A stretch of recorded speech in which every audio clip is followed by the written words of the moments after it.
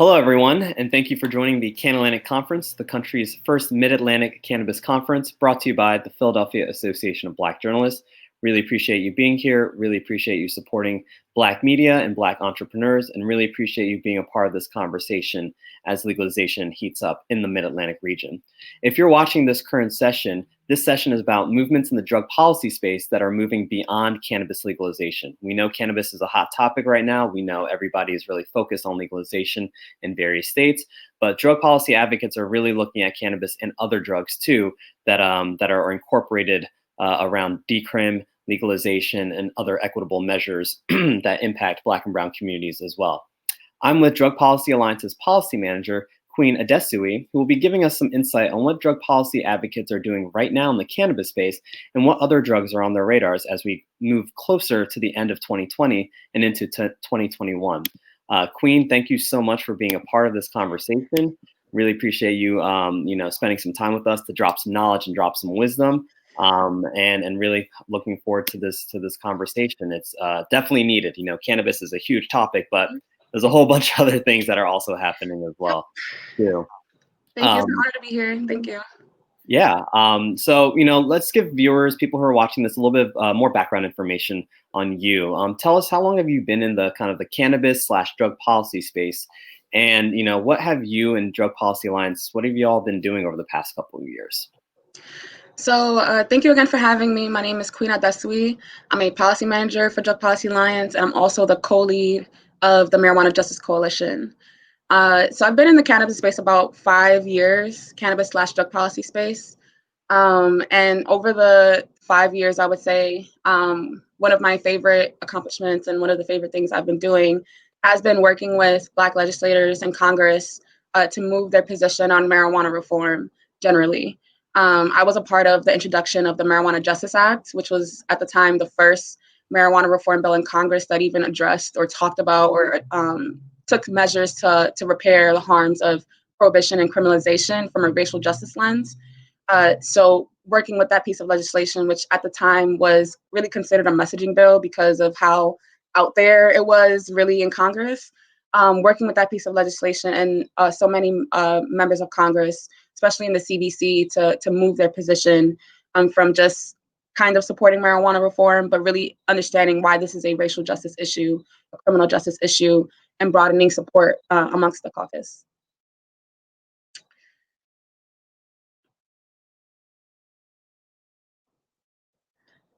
I can't hear you. Technical rookie mistake, as always. But, what are the difficulties that you face in your job on a day-to-day basis, and what makes your job fun and exciting?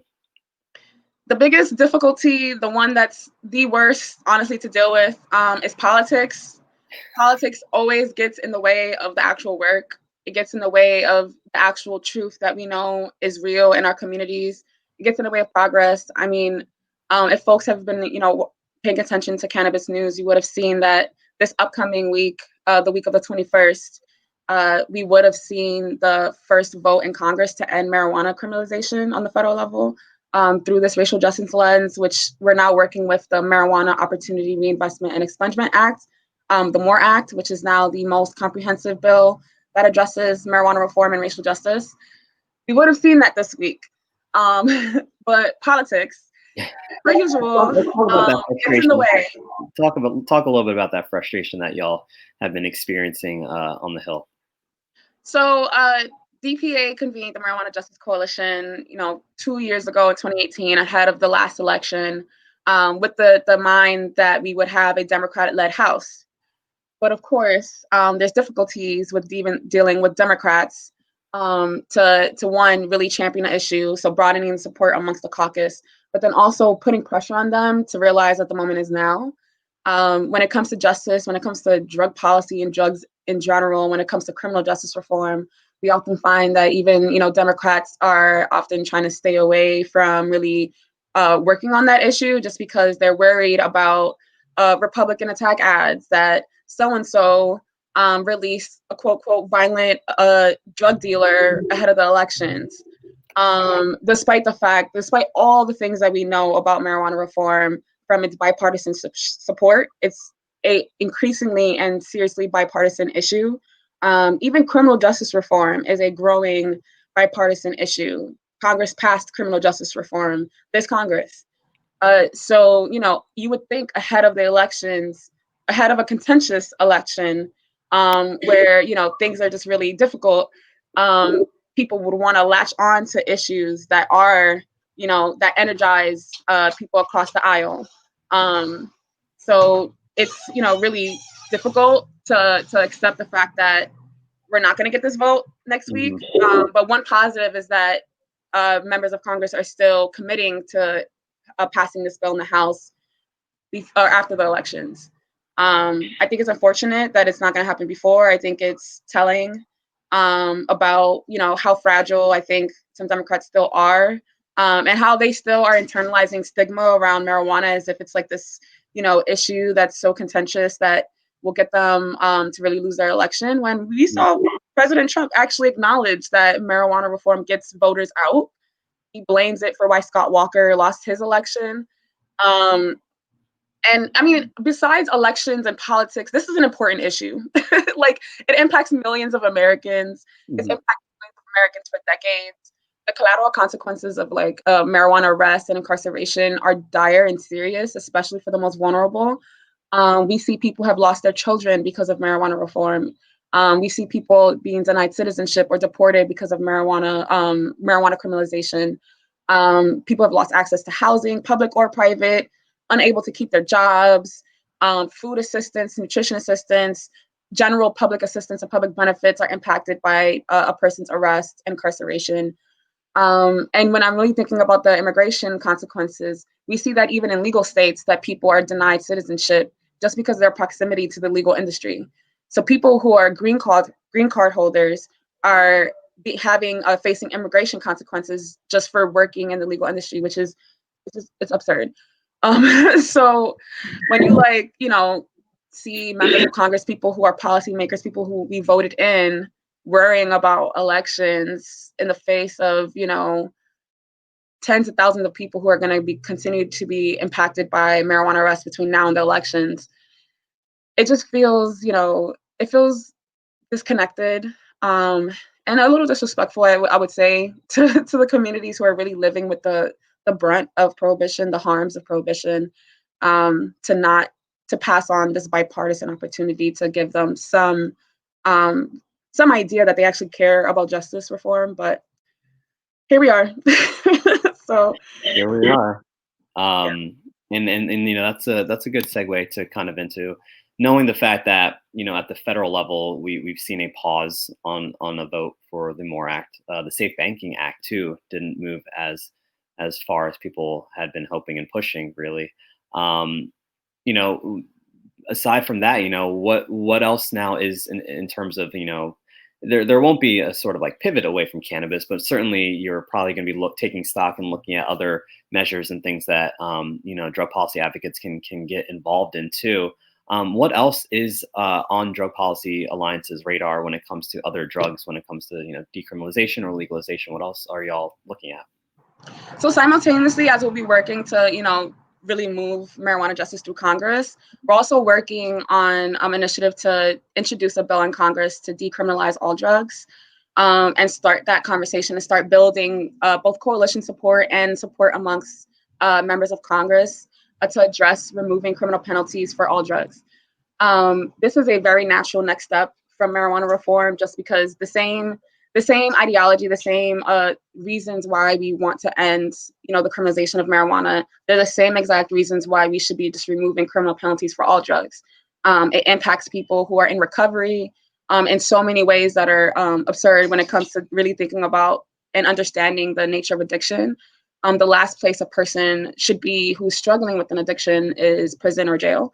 And they should not be having to deal with all the consequences that come with arrest. I mean, there's thousands of consequences that come with a drug arrest in particular. And secondly, this is an understated data point, understated understanding of addiction and drug use. Something I like to talk about is Dr. Carhart's research around substance use disorder and people's drug use beyond marijuana even. And his data demonstrates that the majority of people who use illicit drugs, so drugs beyond marijuana, drugs that are criminalized, 80 to 90% of them do not struggle with problematic use. So the way our drug policy is set up now, the understanding is that if you're in possession of marijuana or any other drug, you must have a drug problem. You must have an issue with your drug use. That's why mandatory treatment is a scary thing. It's a scary next step from the times where people are trying to talk more gentler about drug use and pivoting away from incarceration to treatment. We really need to be mindful of the fact that not everyone who uses drugs needs treatment, and treatment should not be mandatory.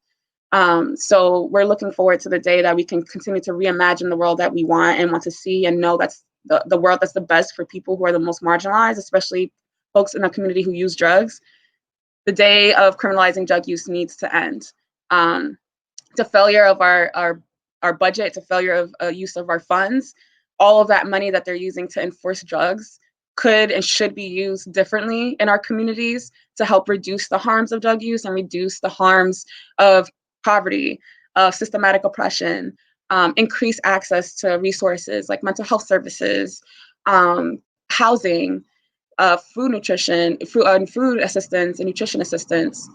There's just so many things that we don't fund in the appropriate way, and so many ideologies that we don't support, but instead we're wasting money continuing decades of policy that we know is a failure and we know is harming people.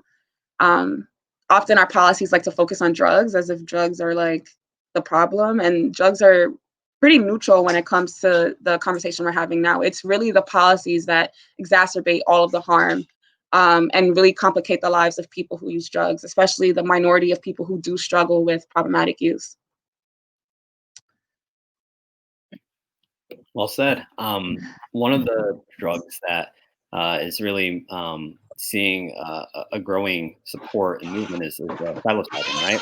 Yes. Um, what's going on there? What's going on in that world? I find it fascinating. I'm still very much new to catching up with everything, but Oregon is pushing ahead, and there's many other conversations now happening around that. What can you give us some insight on that? So the campaigns around removing criminal penalties for psilocybin, and folks may have seen, there's plenty of decrim nature campaigns that are decriminalizing psychedelics a little bit broader than psilocybin. Of course, I and DPA support the removal of criminal penalties, period, of substances. But this is a difficult conversation to have just because it's moving from marijuana to different substances, especially when the narrative is now that we're decriminalizing nature and natural drugs, and like that kind of framing complicates our efforts to do the long-term work of criminalizing all drugs, right? Because there are drugs that can be spoken about in a way that's sympathetic, or speaks a little bit more sympathetically to the people who may, struggle with their understanding and perception of drugs. So as much as I love the energy behind, people rallying to remove criminal penalties for psychedelics, which is important, one, not just for criminal justice reform, but for health and medical access, and like the possibilities for so many different kinds of conditions and treatments, especially PTSD, depression, anxiety. There is so much there. But as a drug policy reform advocate, and seeing the longer term goal, and wanting to make sure that brothers and sisters and siblings who use other substances that people will find very difficult to sympathize with, the quote unquote hard drugs, strategically, I think it's better to move from marijuana to just removing criminal penalties for drug use, looking towards Portugal, or at least the Portugal model, and starting to talk to people just about the failures of criminalizing drug use, period. When we start to do different substances and start to speak of them in ways that can get problematic, especially for drug users, it complicates our longer term efforts. So shout out to activists on the ground who are doing this work. I know a lot of people who are joining the psychedelic space and movement are really passionate about psychedelics and have really been greatly benefited from their own experiences with psychedelics. So absolutely want to honor that, and give space to that. But strategically, and for the longer goal of ending the war on drugs, dismantling the war on drugs, we have to think a little bit more broadly when it comes to our substances, and just wanting to remove criminal penalties, similar to the ballot initiative that's actually happening in Oregon, which is hopefully will pass. But the idea is to, again, end criminal penalties for all drugs. Even enter a conversation about what regulating drug use would look like, to provide actual access to drugs in a way that people will know that what they're consuming does not contain adulterants. It is what they think it is. Just increased access to harm reduction, whether it's drug checking ahead of what regulation might look like, so people can get a sense of what they're using and use in an informed way to help prevent overdose, or any other medical or health consequence of what they're doing. But just really wanting to emphasize the fact that people overdose accidentally. Like, overdose is such a preventable thing. And it's because of our stigma. It's because of our failure to really dignify people who use drugs and accept the fact that harm reduction saves lives, and shifting away from the whole zero tolerance policy when it comes to drug use. We continue to allow our siblings to die unnecessarily just because they are using drugs and they're drug users. Once we shift away from that framing, that thinking, that policy goal of ending drug use, we can shift to start focusing on ending deaths related to drug use, because they're largely preventable. And you said a whole lot that could really. I'm gonna try to pull everything together for our viewers here for this part. For the people who are watching now, and you talked about the overall broader movement, the broader end goal, ending criminal penalties for all drugs. Even talking about what does regulated drug use look like across all drugs. You talked about the Portugal model too. For the viewers who are watching, if they want to get involved in the broader movement beyond cannabis, and they support cannabis legalization, but they want to talk about other things, how do they make that shift? How do they incorporate kind of that broader goal that you've mentioned, so that we're not keeping different things in silos, but rather we're working together to kind of push forward in unison? What type of advice can you give to advocates or activists or people who are curious about that broader goal that you mentioned? Well, one thing I would say is, for sure, just encouraging people to, beyond the substances that they use themselves, think about drug policy as a whole. And I would encourage them to get acquainted with our materials and get acquainted with DPA, just because DPA has been doing this work for decades, and has always had this framing of ending the entire war on drugs, not just specific substances. So we have a lot of literature on our website, reports about drug decrim, fact sheets, and other materials about stimulants, psychedelics. And I really encourage folks, whether or not you use the substance, because that's the other piece. Like, drug policy is not just impacting and not just for people who use specific substances within the space. It really is a whole movement, really meant to try to dignify people. And this movement is not just exclusive to people who use drugs and different substances. We know that the impacts of the war on drugs impacts our communities, in ways, whether or not you use drugs, whether or not you're directly impacted. And it's really important, especially as we're moving towards this shift in conversation away from, some of the heavy drug war sentiments, moving real closer. We're beyond the point where the question is if we should legalize marijuana to how we should do it. Like, since we're over this hump of marijuana, which is probably the most sympathetic substance we can even start with when it comes to ending the war on drugs, we really need to challenge or push ourselves to see what the issues are beyond the substances that we're most acquainted with. And really, I really challenge folks to, even just culturally, socially, amongst friends, challenge all of the ways that we ourselves or others perpetrate stigma. Beyond our abilities as activists and advocates to do policy reform, it really starts with stigma, and looking inward and amongst our community about the ways that our language, our thoughts, things that we say and do about other people or otherwise perpetrate this harm or this ideology that like people who use drugs or people who use specific drugs are less worthy of certain things or certain benefits or even just like humanity.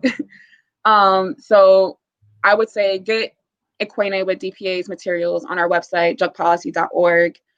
Follow us on social media. Drugpolicy.org is our handle on Twitter. But beyond, following DPA and getting more acquainted with the policy work that we're doing, I really challenge folks to challenge inward. And one thing I wanted to talk about as we wrap this conversation up, you mentioned Portugal, and certainly Portugal is brought up a lot as a potential model that the United States should be really incorporating and looking into. What are your thoughts about Portugal's model for those who may not be acclimated or aware of what Portugal has done when it comes to harm reduction and decriminalization and whatnot? Can you talk a little bit more about that? Yes. So Portugal, along with some other states, but really Portugal has been leading the way in terms of what it looks like when you remove criminal penalties from drug use and really focus your efforts on increasing access to treatment.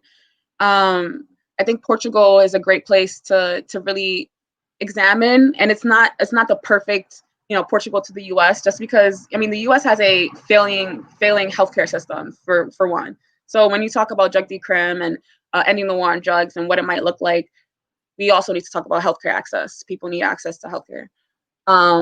But that model of actually just saying, we're not enforcing drug penalties for possession, that is one of the best first steps at really trying to tear at the system that we have here in the U.S. That is criminalizing folks. So the Drug Policy Alliance actually just released model legislation, or at least a model outline for what, at least on the federal level, decriminalization of drugs could and should look like. It includes defunding and abolishing the DEA, transitioning the agency that actually addresses drugs and drug scheduling, and we're again removing penalties and shifting funds away from enforcement and criminalization to all the public and social services that people need to help reduce the harms of someone's drug use or any other issue that folks are dealing with. So when we're thinking about Portugal as a model, it's just one example, but it's something that can happen here. And I think folks, when we're only focused on marijuana, and again transitioning to more natural plant substances, we really box out people who use other substances and continue to demonize their substances and use and them as people. So with the idea of wanting to end overdose, which is something that we can do, the goal is to use the talking points that all these members of Congress and policymakers that they're using now is the same thing. Like they're continually, we hear members of Congress, presidential candidates on the presidential stage. We heard for the first time ever, folks say things like, drug use should be a public health issue, not a criminal justice issue. That is not just for marijuana. That cannot just be the sentiments that we give to marijuana. Marijuana enforcement has harmed millions of people. That is a fact. But so has the criminalization of all these other substances. And many of these substances have led to people losing loved ones, community members, due to accidental overdose. I also do policy work in local District of Columbia, not just in Congress. And I've seen and heard the ways that people have literally lost their lives to overdose. And because DC doesn't have this white face, it is not a hugely large population of white people with, white suburban moms who can talk about the loss of their children. The ways that overdose has been addressed in DC is just not in the same vein as in other places that are able to really lean in on the gentler war on drugs because of the consequential impact of what the face of overdose now is, because of the media and because of the ways that overdose has really creeped onto the suburbs and people across class and rank. So, you know, I believe that we'll get to the point where we finally can start talking about the war on drugs more tangibly and really work to actualize what it means to say that drug use should be treated as a public health issue and not a criminal one. Hopefully, and politics will likely get in the way of this, and we're going to hear, as we start building support around this, nasty things likely. I mean, we're hearing it in the marijuana reform space, this idea that like the MORE Act is going to be releasing all these violent, unrehabilitated people into the community, which is just nonsense. We're going to start seeing that and hearing that about people who use other substances. And I just really, again, encourage folks to sit with themselves and destigmatize even your own thinking about other substances, whether or not you use it or not. That's going to be one of the main ways that we get to the world that we are reimagining at DPA, where people are treated as human beings and are dignified despite whatever substances they use, and people are able to be met where they are to help, again, reduce the harms of drug use that they may be engaging with that actually might be problematic. I'd be remiss if I did not talk about the impact of COVID-19 and the pandemic that's been happening in this space. And you made a good mention too that I really appreciate it, is that the media has an opportunity to really do a better job in covering these issues, especially with a global pandemic really escalating the urgencies to address these issues within the drug policy reform movement. How can the media do better in telling these stories? How can the media do a lot better in communicating it to the public readers and viewers? What would be some suggestions for journalists and even content creators and producers who want to highlight some of these stories? Well, one, and this is going to be a little loaded because I still have strong feelings about how this has gone down, but let go of the dedication to clickbait articles, especially about things that really impact the lives of people directly. Like, we don't have time for editors that are so worried about clicks and all this other views and stuff like that. We don't have time for the games when it comes to clickbait articles and clickbait headlines. Do the due diligence to push back on your editors, or do what you need to do internally. Or if you're a content creator yourself, stay away from, trying to stir political pots for no reason. I will say media was a huge part. If we're going back to marijuana and what happened last week, or at least the week ahead of the proposed vote for the MORE Act, it really was media that played a huge role in where we are right now, because of the continued clickbait articles with the headlines that were suggesting things that weren't actually pressing, really digging into the politics and giving small numbers of concerned members cover, really, essentially. I don't think folks in the media really understand their power.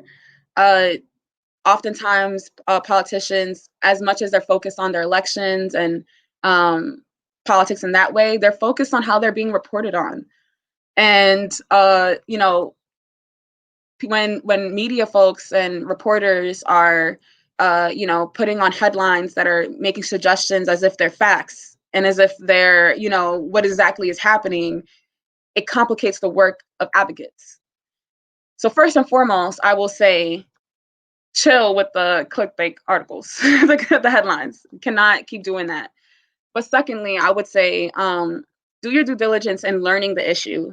I understand there are tough deadlines, and maybe depending on your outlet, like your beat is not just on drugs. But I would encourage outlets to really have people focused on it, because it's such a huge issue. It touches on so many different things. It's not just about cannabis. If the idea is that not to just focus on one substance, but again, drug policy is such a vibrant issue to cover, I would say. But it's an important issue that needs folks who are at the front of it with ethics, because this issue really impacts people, and it impacts the work that advocates are doing every day. So talk to people, get even just background. If it's not just about something that's moving or timely, like reach out to advocates. We are more than happy to talk to reporters and give them the entire background of everything that's going on, educate you all, do things like this, host conferences that media folks are invited to and are participating in. Media folks are as important as folks who are doing the work with policymakers, with folks in the community, because it's how things are documented. It's how realities and truths are missed when they are missed. And it's how people are acknowledged for the work and the things that they're doing. So that burden is high. It's a high burden, but it's a crucial one. And as exemplified from what happened with the MORE Act and marijuana, it is one not to take lightly. And I'll leave it at that. I'll leave it at that. I know you have some more thoughts on that too. So. Yeah, I'm not gonna give nobody. But I appreciate it. I appreciate it. You mentioned this before, but to wrap this up, and again, thank you so much for your time and your insight. How can people stay in touch with you? How can people stay in touch with the Drug Policy Alliance and your allies as well, if you want to name drop or shout out anybody? Okay, so you can stay in touch with me on Twitter. My name, Queen Adesuyi, is my handle. For Drug Policy Alliance, I encourage you to sign up for our newsletter. We send out lots and lots of updates on just drug policy, things that are happening, especially in your state. So if you sign up like your zip code, you'll be able to get notifications about different things happening nationally, but also locally. And then you can follow our social media handles on Drug Policy Org. That's our Twitter, Drug Policy Alliance on Facebook, and Drug Policy Alliance on Instagram. And I just also want to give a special shout out to the Marijuana Justice Coalition members. It's about 15 of us on our website. You can go to drugpolicy.org/MJC. Then you'll see the full list of our members that are within that coalition who have worked tirelessly to, one, bring the MORE Act to where it is now, both in terms of support. I mean, over 100 co-sponsors in the House. Again, this vote that is happening, or would have happened this week, despite what's happened with the media and other things that really delayed that vote. But even the fact that we're talking about a potential vote to finally end prohibition, this is huge. This week actually makes, I believe, the 50th anniversary of when marijuana was added to the controlled substance list, with October being the 50th anniversary of the controlled substance list in general. So this is an important year. And I really encourage folks to, regardless of your personal drug use or substances of choice, really get involved and educate yourself, because this is an important civil rights issue. It's an important criminal justice issue. And we're fighting the good fight on the front lines. And I would really appreciate, whether you're coming to this space as a media person, as another advocate, or as a person who's just looking to learn more, I encourage you to get in touch with all of us based on all the things I just mentioned. And thank you. Queen, thank you for this. I really appreciate your time. And like Queen said, look at Drug Policy Alliance, get involved, get informed, stay educated, and really, push yourself to learn more about these movements.